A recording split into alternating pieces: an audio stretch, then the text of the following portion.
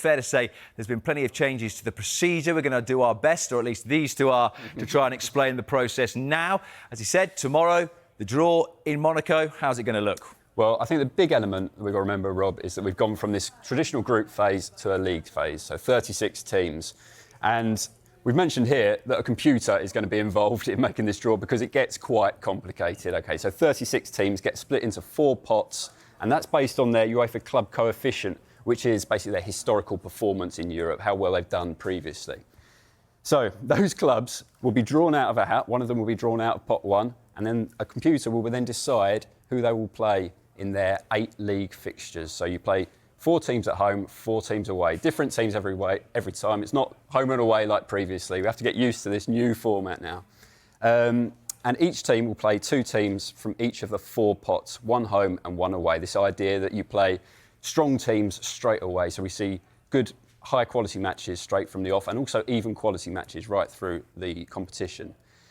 You cannot face teams from the same nation at this stage, and you can only face a maximum of 2 teams from 1 country at this stage of the competition as well. And when you start looking through all those details, you understand why they've handed it over to the algorithm to sort out. What could possibly go wrong tomorrow? I can't think.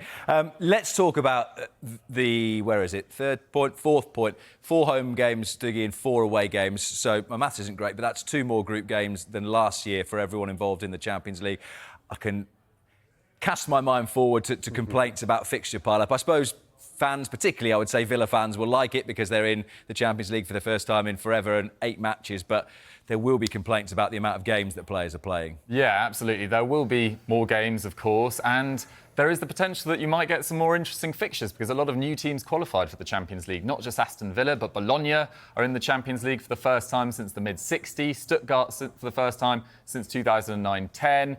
Everyone's keen to see how Bayer Leverkusen translate that form to the Champions League, still unbeaten in over 40 games in domestic competition, of course, after a great start to the season for Xabi Alonso's men. There's also Girona, who were in the Segunda Division 3 years ago, competing in the Champions League. So there's a lot of underdog stories in this year's competition, along with the big dogs of Real Madrid, Barcelona, Bayern Munich, Inter Milan, etc.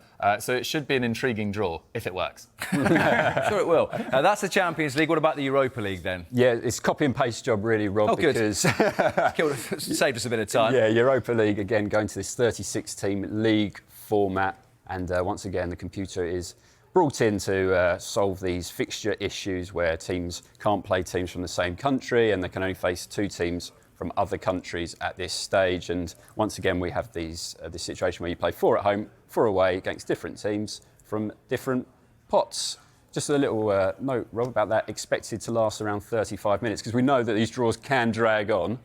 But, do they ever? Well, when they did a rehearsal with humans doing this draw, it took over 3 hours. Oh, so wow. Maybe 35 minutes. Count your blessings that we've only got 35 minutes tomorrow. Well, Vicky Gummas was on doing the draw tomorrow. She's due to be 5 till 7. It might be 5 till 10 if it takes 3 hours. Let's talk about the Europa League then with the English representatives, which are Manchester United and Tottenham. Who do you think they might or could come up against? Well, again, there's some games to fear. Athletic Club with Nico Williams, one of the stars of Euro 2024, of course, in the summer. They've not started the season in the best of form, but Nico Williams will be expecting to make a big impact given how well he played at the Euros. There's Fenerbahce and Galatasaray, never an easy away draw. Olympiacos won the Conference League last year, beating Aston Villa on the way, beating Fiorentina in the final. There's Roma, there's Lazio. Roma won the Conference League a few years ago, Europa League semi-finalists the next year. So there is a lot of quality in this draw, and there's still so many games to be decided prior to the draw happening as well. So it's going to be an absolutely fascinating competition once again. Right, Conference League. Yeah, slightly different. Slightly different for the Conference League. If Chelsea will beat Servette across these 2 legs and get through into this competition, this is what they're going to face. Again, we've got 36 teams, but they're going to be split into 6 pots, again, based on their club coefficient, their historic performance in Europe. And slightly fewer games for teams in this competition. They play 6 league fixtures, 3 home, 3 away. This competition actually wraps up in December. The other 2 go into January.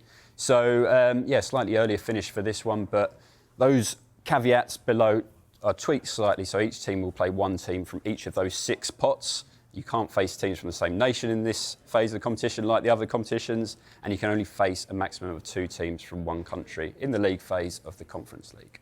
I want to throw a hospital pass, it's not been written down, but do you know the pots for the English clubs? Not yet. Not no. off the top of Not my all head. of them. Okay. I know City are 1 and Villa are 4, and I'm assuming Chelsea will be 1 in that. Let's talk about the potential then for the English clubs in terms of going the distance this year.